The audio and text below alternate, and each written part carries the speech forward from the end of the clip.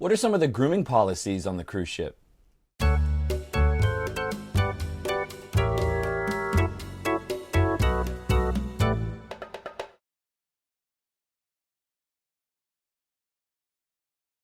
One of the more difficult topics that I was trying to research about before I started on cruise ships had to do with the grooming policy. Because there's not a lot of specific information, at least not until you get hired, which is kind of, it's like a catch-22. Because you want to know if there's something that you have or wear or look like or something, a tattoo or something. You need to know if that will prevent you from getting the job, but you don't really know until you get hired, and then they give you the super specific paper or whatever. The first thing about like the grooming policy is that every company is different, because you think about the cruise ship and like that style of travel or whatever, or that experience. It's 100% guest satisfaction, customer service, hospitality, but it's not like a hotel on land. It's like because people like live there, and you're basically trapped in a big box right in the middle of the ocean. It's like hospitality to the extreme, okay? And so like the policies and how these companies kind of expect their employees, it's kind of like an extreme as well, okay? So there's certain things that you could maybe get away with on land that you probably aren't going to get away with on the cruise ship.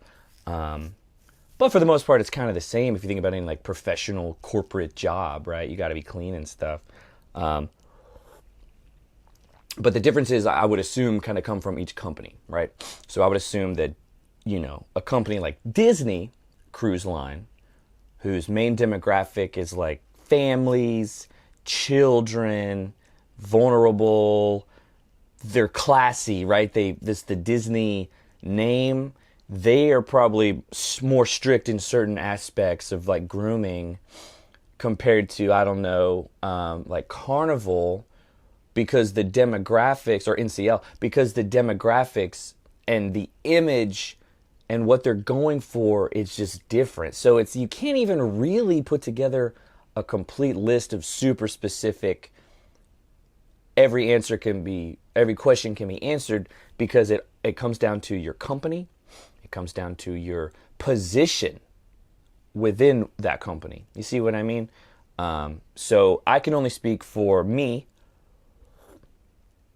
and my experience working for Norwegian Cruise Line as a male, and also in the department I was in, entertainment, but also my position, broadcasting. But I saw what I could see, so it's more or less going to be kind of the same.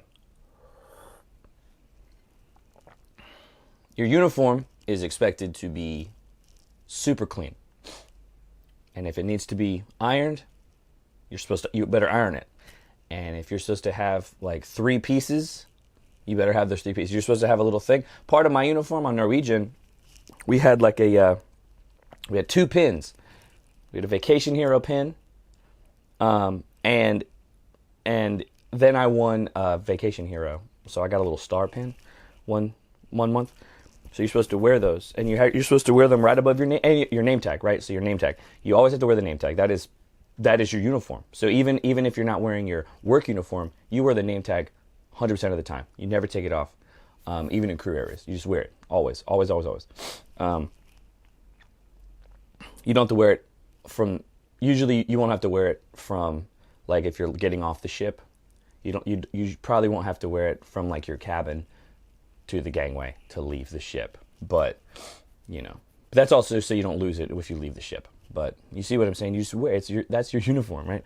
And then you have your name tag here, and then I had my Vacation Hero pin above that, and then my star Vacation Hero pin next to it. Actually, sometimes I put them on my collar. You're not supposed to. The thing is about me, I did a lot of stuff I wasn't supposed to do on purpose, because I'm I'm that guy. I'm that guy that does that. So, and a lot of these rules, see, and that's the thing. So like a lot of these rules that they give you, these guidelines, they're like, they're not worst case scenario, but they set the bar, right? And so what you need to do is you need to just abide by those rules when you get on the ship. And once you're there and you understand how it works, your managers, your company, your position, you can start seeing, okay, well, this policy was more about this and this and this and this. So some stuff I did, and you'll see later on, some stuff I did was kind of not, it was on purpose, not what I was supposed to be doing according to the guidelines, but sometimes you do what you do, right? But you keep your uniform clean, keep it pressed. You have to wash your clothes, got to look good. No stains. I mean, obviously, come on. It's because you're at work. It's your job. You got to keep it good, right? Your hygiene, your personal hygiene is super crucial. And not just because I have a sensitive nose and I want you to smell good. It's because it's also like a health thing, right? You're inside a huge, it's like a submarine, right? You're in close quarters. There's no windows. There's just metal, and you're just there with thousands of people just on this thing. You got to be clean, man. Like it's so quick for sickness to spread. It's so fast to get like stomach illnesses and everybody getting sick, and not to mention like seasickness. You know what I'm saying? Like, so people, you got to be clean. You got to be healthy. You got to take care of yourself, man. The cruise ships have like like the hand washing, like where you put your hand under and it dries when you do it. Like they have that hand sanitizer. They have those everywhere. And Norwegian does a thing called washi washi, where we actually have like hand sanitizer and spray bottles, and people will go around and they'll spray you if you want, say washi washi. Like when you come back on the ship from the port, somebody will be there and to help everybody wash their hands. Because sickness can spread real fast on a cruise ship. So personal hygiene, be clean, take a shower, man. Like, and you wear deodorant. You don't have to just like pour cologne and perfume on, because if you go too far that direction, here's the thing. Passengers will complain about everything.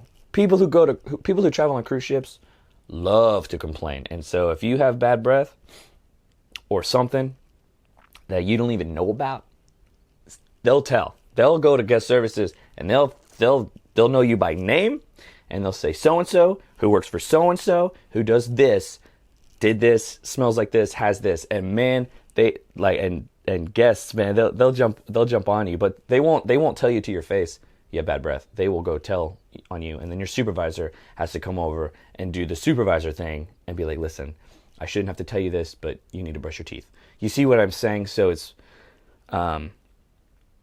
stay clean, and you really have to try hard. And it's not like the cruise ship has all these things. Like in the cruise store, they got mouthwash, they have floss, they have toothpaste. And my thing is, while I'm away, like I wanted to take care of my teeth. It's like some oral hygiene.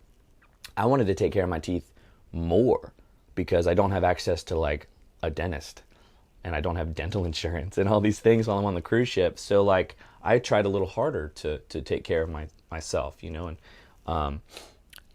there is a struggle though. Like if you're washing your hair a lot, especially for women with long hair, like blonde hair might turn a little green tint because of the chlorine in the water. Also, a lot of people's hair will start to fall out a little bit, just because of how harsh the water is. It's not a super soft water. So you have to, so actually a girl I dated on my last ship, she used dry shampoo, which is kind of like a spray, to keep her hair clean and to not have to put it under the water all the time. This is what I'm saying. These are tricks of the trade. If you're super short, like a buzz cut, like I had when I first started, I washed my hair all the time. It didn't really matter. But later I grew my hair out, and that's a whole different thing.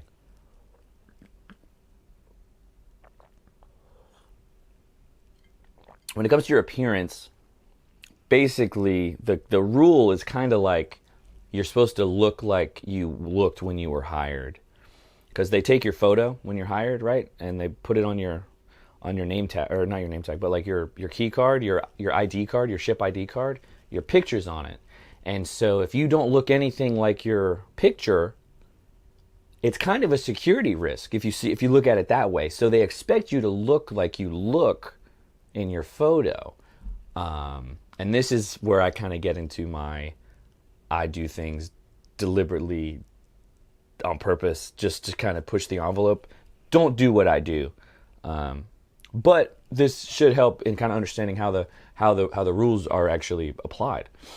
When I was hired on the cruise ship, I looked kind of like this. And when I finished cruise ships, I looked kind of like this. But actually, when I was working, I looked more like this. So I went from really short hair to really long hair in the 2 years that I worked there. And you're really not supposed to do that. You're not supposed to grow your hair out. But I got away with it because I was good with my managers. I never intended on wearing my hair down while I was working, right? Because the rule for men is you can't have hair below your neck. And I said, well, if I grow my hair out and I wear it in a bun, it's not under my neck, right? But more importantly, there was this weird in-between period where I was obviously growing my hair out. My whole second contract, I wore a hairband, like a plastic thing, and my hair looked absolutely but I was good with my managers.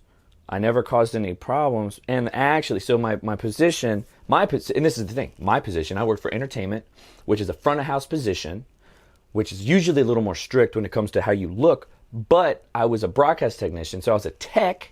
Okay, so I was kind of behind the scenes in the front of house department, but more specifically, I was in broadcast. So like we had the theater techs and there was a bigger group in the theater, but I was in broadcast. I was by myself like all the time. I had like 4 supervisors and I never really saw hardly any of them. You see what I'm saying? So on paper, I had a lot of people who could have told me to cut my hair, but I never really interacted with a lot of these people all the time. So there was never this huge moment where they felt I was hindering guest experience. That's the key. If anything you're doing hinders guest experience, that's what you do. I had one of my hotel directors. I was like in an elevator with him once, and he said that he didn't care that I was growing my hair out when he looked at me. But he said that the guy that was coming later to replace him might. So I just straight up avoided being around that guy, just in case. You see what I mean? One of the reasons I grew my hair out, and one of the reasons I had a facial. So like when I first applied for cruise ships, and this is what I think you should do. You have your interview. You should like a Skype call with your interview, sometimes a phone call, but usually Skype. And I wrote a list of specific questions, a lot of them having to do with grooming. Because my job I had before the cruise ship, I had to shave every day. And I was sick of it. I was sick. Not that I think I look so great with facial hair, but I like to have the choice. I don't like being forced doing certain stuff, right? So I wanted my next job to give me the option, and sometimes, I was like, I might shave it because I want to shave it, right? So they told me initially, I had all these specific questions, and I asked the recruiters, I said, can I have facial hair? And they said, no, we don't allow facial hair. I said, oh, okay. The policy said it's a well-grown beard is fine. They said, no, we allow mustaches, but not facial hair. I said, fine. And so the day before I left to go to my first contract, I cut my hair short, like a buzz cut, and I shaved my face completely. And I got into the ship the next day, and everyone had facial hair. And I said, well, what happened? And it turned out that the recruiter was giving me shorthand. Because they talked to so many people, and they answer so many questions, they kind of they streamline it, and they tell you more specifically one answer But the truth is, one answer isn't for everybody because every department's different, every job is different, every cruise line is different, blah, blah, blah, blah. So I discovered that if you work in food, that's where the hair thing comes into play. They want you to keep your hair short. They obviously care about clean hands to the T because you're dealing with food, right? And that's how diseases or sicknesses pass, right? And they don't want facial hair because you're dealing with food. You see, it's because it's food. And so like the minimal mustache facial hair, right?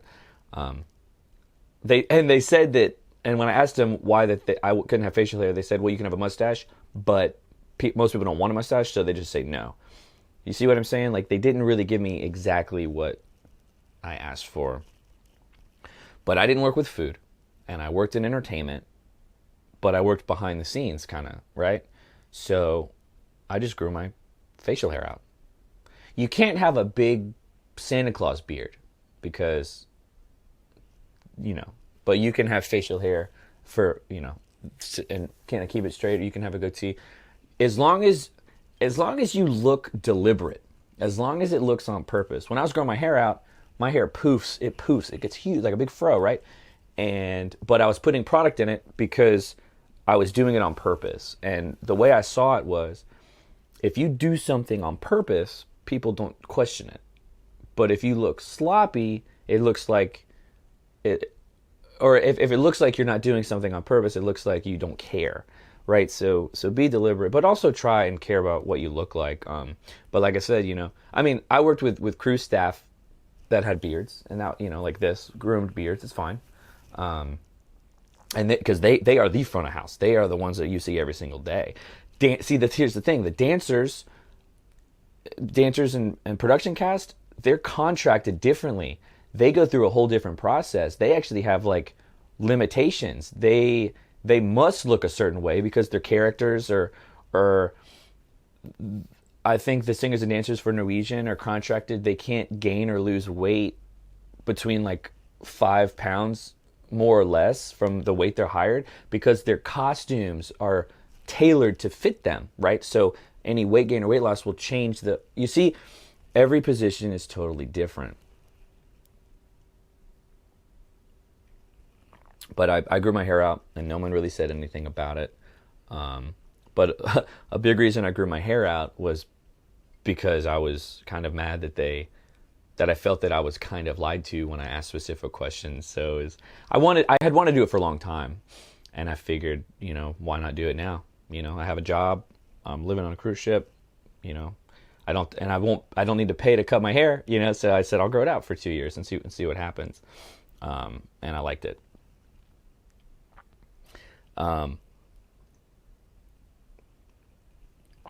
Tattoos. So when I first got hired for Norwegian, I had no tattoos. I had absolutely no tattoos.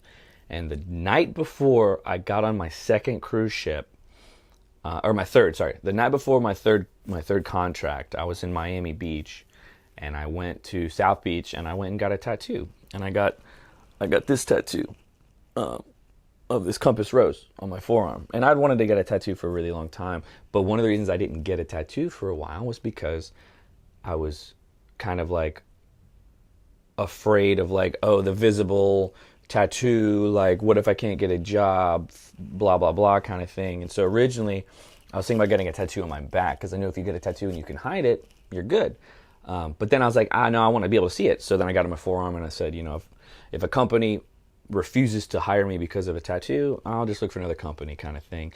And in the last, decade, I think tattoos have become a little more accepted. But then again, different companies, different rules, right? So Disney might be a little more, they might care a little bit more than like another company might care a little less. You see what I'm saying? And I don't know anybody who's ever worked for Disney. I'm just saying, like, I would assume because they are way more like streamlined. That company, how I would assume is how they run it, is way more like going for a certain look as opposed to like another company that might be just chilling, right? But I don't really know.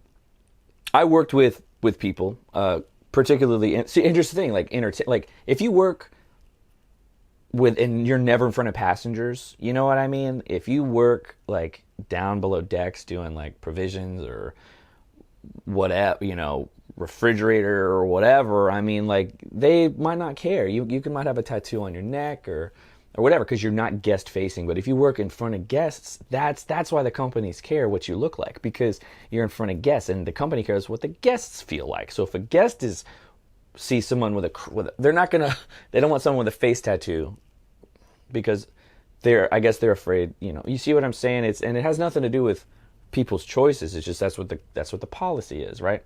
So if you have like a neck tattoo or something like that, you're probably not going to get specific jobs, front of house kind of stuff. I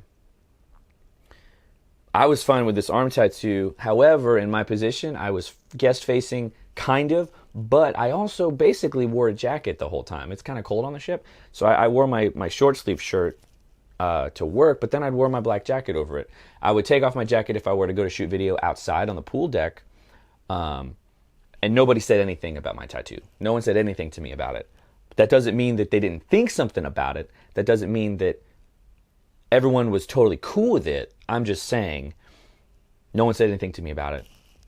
So it was fine for my position. If you have a hand, like a knuckle tattoo, no, that's not going to fly. I dated a girl on my first contract who worked in the spa, and the spa is actually a separate company for the most part. Norwegian hires a company called Steiner, which provides the spa services, and Steiner rules were even more strict. So she had a tattoo on her forearm like this, but because she worked in the spa, she had to cover it with Band-Aids because they weren't allowed to have any visible tattoos, right? So those grooming policies are just basically just assume you can't have it showing. Just assume it has to be conservative. Just assume like for ladies, I don't really know 100%, but like your fingernails can't be this hot fire engine bright pink, like neon green. They got to be kind of just like subtle, nothing that draws attention. You can't have like, your makeup has to look like natural. You can't have crazy stuff going on. You can wear it, but it can't be just overpowering kind of stuff. They don't want things that stand out. You see what I mean? So the policies they seem very strict, and they are. And so you kind of just have to go into it super, super like, okay, I'm going to be really plain and not try anything. And then once you're there, you can see how specific your department and because sometimes your manager, let's say there's not a policy that says you can't have pink nail polish. But if your manager says we don't wear pink nail polish, there's a good chance you're not going to have pink nail polish on your fingernails. You see what I'm saying? Jewelry, you can't have a bunch of piercings. I think ladies, you can have one piercing in your ears, and they can't be gauges kind of thing. And I don't even think men were allowed to have earrings. I'm pretty sure that was the rule on my ships. No earrings for men. So for Norwegian, but if you work for like the art gallery, which is a separate company, you see what I mean? So you have you have NCL, or you have the cruise line, or then you have the third party concessionaire companies. Port shopping is a separate company, but I would say a lot of times the outsourced companies are probably more strict than the cruise line, sometimes. So just do as much research that you possibly can. Google it. Assume you have to cover everything, and nothing flashy, nothing at all. Your hair, like you can't have like the eccentric hairstyles, right? Are not going to be good. Like let's say there was like a style that was like long, swoopy with the shaved on the side. No, you're not going to really get away with that, because it's a little too eclectic. It's, and then if you have like a shaved part of your hair, and then you have some like graphic kind of shape, like, no, see, you see what I mean? Because you're drawing attention to the thing that's, they don't want you to really have like, and it's not bad. I'm not trying to make it sound like they don't want you to have a personality or style, but they have these guidelines because it's not about you. It has nothing to do with you. It has to do with the guests, and they don't want guests to like lose what they're looking at because of someone's appearance or their smell, right? Or their attitude, or how, their nasty clothes, you see. So you, I don't, it's not that hard though. I mean, it's not hard to like, and I'll tell you though, if you feel like not showering and not grooming and not brushing your teeth, people will say something quickly. And the thing is, you don't really have, they're going to tell you to be clean. If you don't do it though, there are a lot of people waiting to take your position, because cruise ships, there's a lot, these positions, there are a lot of people apply for these jobs, man. So they'll fire you. It's not a big deal to them, they don't want to, but they do expect you to abide by these rules. And it's not hard. And my thing too is to like, I didn't want to shave my face for another job when I first got hired. But I told myself, and this is when the recruiter told me that I couldn't have any facial hair. And I said, but it's working on the cruise ship is something I want to do, something I want to try. And my contract is just 6 months. So I'll shave my face and I'll have a clean shaven face for another 6 months. And if I don't like the job, or if I don't like the company, or if I don't like the experience, or if I absolutely can't go another day 6 months later with shaving my face, I won't renew my contract. And once I got to the ship, I learned the reality of the policies in place, right? Because before you're on the ship, you only have the paper. You only have the words of others. You only have the questions that you still have in the research you do. But your questions become answered once you are on the ship. So the goal is to get on the ship. So do what you got to do to get hired. Don't go the day before your Skype interview and get a tattoo on your face. It's not a good idea. If you want to have a face tattoo, go for it. That's awesome. You're not going to get hired on a cruise ship. You see what I'm saying? So don't. If you're trying to do something specific, get a job on a cruise ship. Maybe hold off on some of these eccentric things that you want to do for yourself in order to get hired. And then once you're on the cruise ship, you can then pick and choose and see what you might be able to get away with, what policies are less strict, what policies are super strict. You see what I'm saying? And see your uniform, right? If you work in the restaurant and every uniform you use is a long sleeve shirt, that's fine, because then you can cover up everything, right? But if you're wearing short sleeves all the time, that like the tattoos and stuff might be kind of different. So, stay conservative, at least in the beginning, so you're not like fired the first day for having something crazy go on, and good luck. Get on the cruise ship and be clean, don't get sick.